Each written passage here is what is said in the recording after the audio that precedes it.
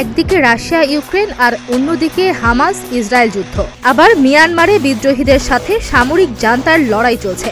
সব মিলিয়ে এক ভয়াবহ পরিস্থিতির মধ্য দিয়ে যাচ্ছে বিশ্ব। এমন প্রেক্ষাপটে স্টকহোম ইন্টারন্যাশনাল পিস রিসার্চ ইনস্টিটিউটের প্রতিবেদনে উঠে এসেছে চাঞ্চল্যকর এক তথ্য। রাশিয়া, চীন ও ইরানের ভয়ে বিশ্বজুড়ে বেড়েছে অস্ত্রের বেচাকেনা। গত 5 বছরে ইউরোপ, মধ্যপ্রাচ্য ও এশিয়ায় এসব অস্ত্র সবচেয়ে বেশি বিক্রি করেছে যুক্তরাষ্ট্র ও ফ্রান্স। সম্প্রতি গবেষণা প্রতিষ্ঠান স্টকহোম ইন্টারন্যাশনাল পিস রিসার্চ ইনস্টিটিউটের প্রতিবেদনে উঠে এসেছে এমন তথ্য। ওই প্রতিবেদনে বলা হয়, ইউক্রেন যুদ্ধের কারণে ইউরোপে অস্ত্রের কেনাকাটা বেড়েছে। 2014 থেকে 2018 সালের তুলনায় 2019 থেকে 2023 সালে ইউরোপের দেশগুলো দ্বিগুণ অস্ত্র কিনেছে। অস্ত্র কেনায় ইউরোপে গত 5 বছরে সবচেয়ে এগিয়ে ইউক্রেন। এ সময় অস্ত্র কেনায় সারা বিশ্বে শীর্ষে থাকা দেশগুলোর মধ্যে ইউক্রেনের অবস্থান চতুর্থ। এ তথ্য নিশ্চিত করেছে আল জাজিরা। গত 5 বছরে রপ্তানির 37% অস্ত্রই কিনেছে এশিয়ার দেশগুলো। এর মধ্যে জাপান, অস্ট্রেলিয়া ও ভারত সবচেয়ে বেশি অস্ত্র কিনেছে। এছাড়া মধ্যপ্রাচ্যে সবচেয়ে বেশি অস্ত্র কিনেছে কাতার, মিশর ও সৌদি আরব। পরিমাণটা বিশ্বের মোট অস্ত্র আমদানির 30%। বিশ্লেষকরা বলছেন, এটা শুধু যে ইরানের ভয়ই হয়েছে তা নয়, এটা আসল যুদ্ধকালীন অবস্থা। সৌদি আরব বিগত 10 বছরে ইয়েমেন সহ বিভিন্ন দেশে অভিযান চালাতে এসব অস্ত্র ব্যবহার করেছে। এ অস্ত্র বেচাকেনার পেছনে আঞ্চলিক বৈরী সম্পর্কও একটি কারণ। 2017 সালে কাতারের ওপর নিষেধাজ্ঞা জারি করেছিল সৌদি আরব ও সংযুক্ত আরব আমিরাত। এরপর অস্ত্রের আমদানি 4 গুণ বাড়িয়েছে দোহা। যুক্তরাষ্ট্র, যুক্তরাজ্য ও ফ্রান্স থেকে অস্ত্র আমদানি করেছে দেশটি।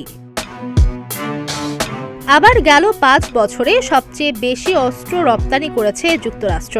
2019 থেকে 2023 সাল পর্যন্ত বিশ্ব বাজারে বিক্রি হওয়া 42% অস্ত্রই যুক্তরাষ্ট্রের।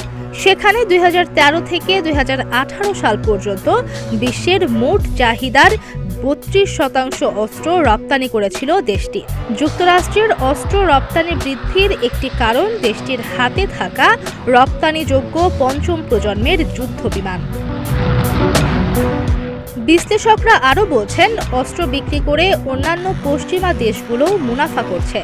শীর্ষ অস্ত্র রপ্তানিকারক দেশের তালিকায় আগে 2য় স্থানে ছিল রাশিয়া, আর মস্কোকে হটাতে অস্ত্র রপ্তানি 50% বাড়িয়েছে ফ্রান্স। এমনকি তাদের যুদ্ধ বিমান বিক্রিও ব্যাপক বেড়েছে। ইতালিও অস্ত্র রপ্তানি দ্বিগুণ করেছে।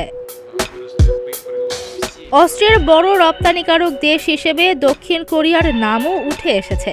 পোল্যান্ডের কাছে ট্যাঙ্ক, কামান, উড়োজাহাজ ও রকেট বিক্রির বড় বড় চুক্তি করেছে দেশটি। আবার গেল 5 বছরে বিশ্বের কেনাবেচা হওয়া মোট অস্ত্রের মাত্র 5.8% রপ্তানি করেছে চীন। এর মধ্যে 60% রপ্তানি হয়েছে পাকিস্তানে।